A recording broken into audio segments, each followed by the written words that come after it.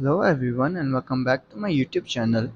So guys, today in this video I'm gonna tell you how to fix Siri not working issue on your iPhone 15 series. So guys, many iPhone 15 users are saying that they are facing the Siri not working issue on their iPhone 15. So guys, don't worry, in this video I'm gonna tell you how to fix Siri not working issue on your iPhone 15 series. So guys, first of all, you have to check your internet connection. Siri requires an internet connection to work properly. So make sure you are connected to Wi-Fi or cellular data with a strong signals. After this, you have to check Siri settings. Simply go to your settings, then scroll down and go to Siri and search.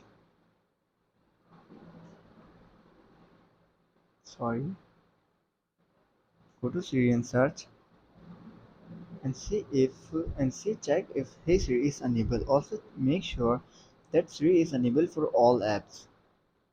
After checking this and you're still facing the same issue, then you have to restart your iPhone.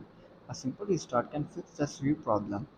For restarting your iPhone, simply you have to go to your general and tap on shutdown.